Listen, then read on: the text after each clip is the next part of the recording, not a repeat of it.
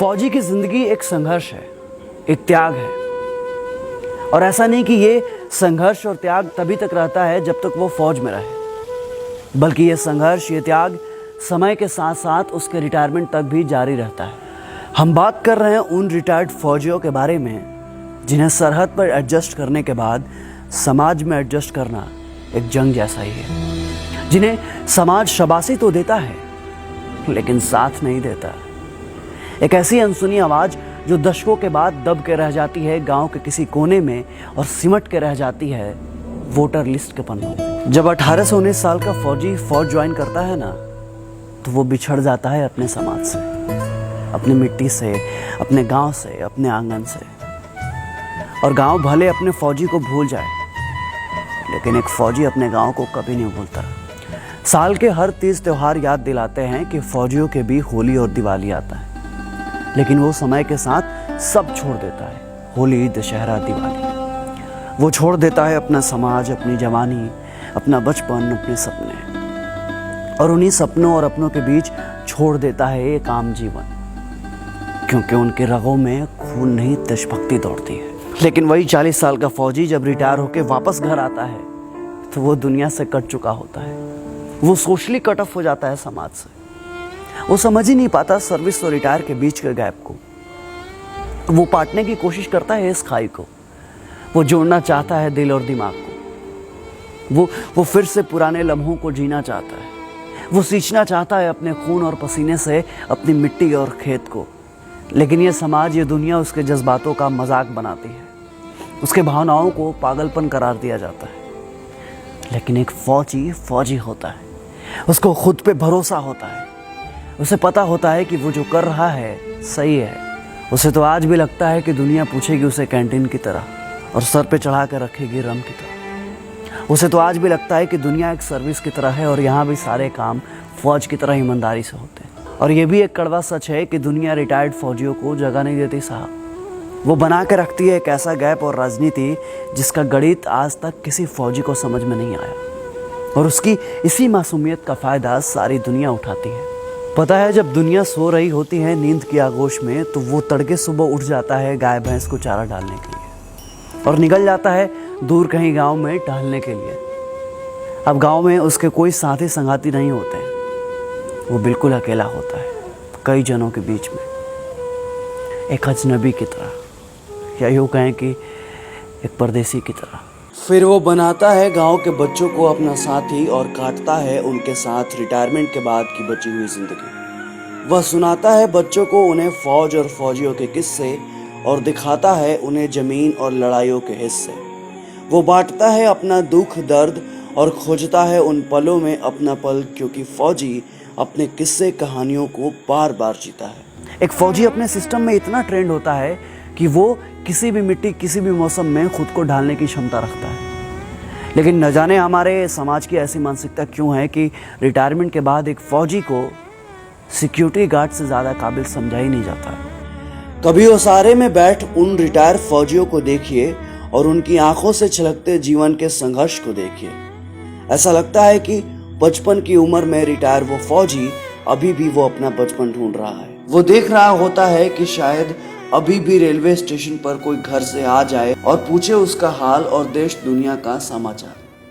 लेकिन सच्चाई भी है ये दोस्त कि रिटायरमेंट के साथ ही दुनिया की इंसानियत भी रिटायर हो जाती है। जब तक वो बैरक में रहता है तब तक उससे किसी को कोई दिक्कत नहीं होता। लेकिन फौजी जैसे रिटायरमेंट के बाद वापस घर आता है तो कभी कभी उसके खुद के बच्चे भी डांट देते हैं कि क्या पापा, सुबह सुबह खटर पटर क्यों करते रहते हैं? अगर आपको नींद नहीं आती तो हमारी नींद क्यों खराब करते हो? अब उन्हें कौन समझाए कि तुम्हें अच्छी नींद आ जाए, इसी चक्कर में मेरी आती हुई नींद भी चली जाती है। फिर मैं इस कोशिश में कामयाब हो जाता हूँ कि तुम्हें मेरी परेशानियों का एहसास नहीं है। आवाज़ कड़क हो इसका मतलब ये नहीं है कि दिल मोम का नहीं हो। पर यह ज़माना कैसे समझ पाएगा कि फौजी की सुबह के खटर पटर में फौजी अपने फौज की ज़िंदगी की खनक को ढूंढना चाहता है। एक फौजी के नौकरी के शुरुआती समय लड़खड़ाते घर को संभालने में ही चला जाता है और बाकी रिटायरमेंट के बाद की जिंदगी के उतार चढ़ाव से निपटने के लिए उसे आधा मिलने वाले पेंशन के आधे में ही अपना जीवन सरवाइव करना पड़ता है। बाहुबलियों के जोर जबरदस्ती और कोर्ट कचहरी के चक्कर लगाते उन फौजियों की कहानियां ये चीख चीख कर कहती है कि सादगी और ईमानदारी के नाम पर फौजियों के साथ कितना छल हुआ है। अनुशासन में स्थिर रहने वाले फौजी जब घर आते हैं तो वो शायद ये भूल जाते हैं कि जमाने की रफ्तार में लोगों की टेंडेंसी में कितना बदलाव आ गया है, और इसलिए परेड में लेफ्ट राइट करने वाले फौजी भाई लोग किसी भी गलत चीज़ के साथ लेफ्ट राइट नहीं कर पाते, और शायद इसलिए समाज उन्हें पागल कहता है। हाँ, फौजी लोग ना पागल होता है, और उनके पागलपन का अंदाज आप नहीं लगा सकते, क्योंकि वो उनका पागलपन ही है जो कठिन से कठिन परिस्थितियों में भी वो कभी दो तरफा नहीं सोचते। और ये पागलपन और जुनून चाहिए एक फौजी को, क्योंकि सियाचिन, द्रास और कार्निक जैसे जगहों पर आम इंसान नहीं बल्कि एक जुनूनी फौजी ही सरवाइव कर पाता है। लोग कहते हैं कि फौजियों का दिमाग घुटने में होता है। हाँ, आप सही सुन रहे हैं, फौजियों का दिमाग ना घुटने में ही होता है, क्योंकि तभी तो फौजी दुश्मनों के सामने घुटने नहीं टेकते। और एक बात और, ज़्यादा दिमाग वाले लोग ना सिर्फ मच्छरदानी ही संभाल सकते हैं, दुश्मन का मोर्चा नहीं। फौजियों के पास दिमाग नहीं होता, तभी तो वो -30 डिग्री सेल्सियस पर भी प्लस माइनस नहीं सोचते। एसी में रहकर जैसलमेर की गर्मी आप नहीं समझ पाएंगे साहब, और आप दिमाग की बात करते हैं। फौजी की जिंदगी में अनुशासन, ईमानदारी और अपने खून पसीने की कमाई का आत्मसम्मान उसके अंदर कूट कूट कर भरा होता है। उसकी पाई पाई में सियाचिन की सर्दी और जैसलमेर की गर्मी का कतरा कतरा मौजूद होता है। सर्विस से डिस्चार्ज होने के बाद जब वो अपने पैसे को सही समय और सही जगह पर खर्च करता है तो लोग उसे कंजूस कहकर उसके पसीने का मजाक उड़ाते हैं। जब वो किसी ऑफिस में घुसकर बाबू लोगों से घूस लेने का विरोध करता है तो लोग उसे बेवकूफ समझते हैं, लेकिन लोग जब अपने गिरेबान में झांक कर देखेंगे ना, तब उन्हें मालूम चलेगा कि असल में बेवकूफ कौन है। और अंत में जब मैं सोचता हूं कि वो जो अपनी जवानी कुर्बान करता है, जो तपस्या और त्याग करता है, आखिरकार उसे मिलता क्या है? बस थोड़ा सा रिस्पेक्ट और थोड़ी सी पेंशन, जिसे पाने के लिए वो बैंक के लाइन में घंटों खड़ा होता है सोच बुध खोकर। वो एक सर्विसमैन का कोटा, वो कैंटीन की बातें जहां वो 4 पैसे बचाने के लिए पूरे दिन एक पैर पर खड़ा होता है। वो ट्रेन के दरवाजे के बगल में खड़ा वेटिंग लिस्ट वाला फौजी, जिसका फोटो जनता तो खूब शेयर करती है, लेकिन कोई उसके साथ सीट शेयर नहीं करता। कहते हैं ना दोस्त कि जिंदगी को कम समय में जीना हो तो फौजी बनिए, क्योंकि देश के लिए दीवानापन दिल से फौजी बनने के बाद ही आता है। बातें तो खूब होती है 15 अगस्त और 26 जनवरी के दिन। लोगों में देशभक्ति का ज्वार उठता है जो कुछ ही दिन बाद भाटा की तरह शांत हो जाता है।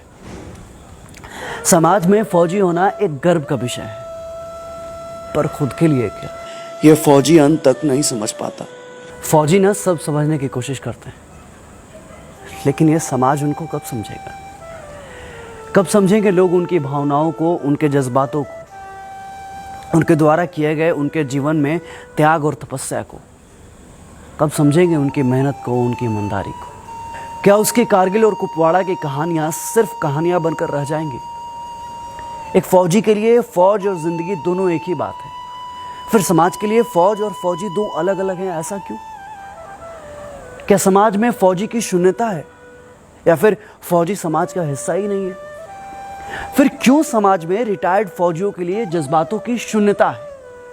ये सारे सवाल समाज से हैं, और सनद रहें, समाज का हिस्सा आप भी हैं। सोचिएगा जरूर। जय हिंद, जय भारत।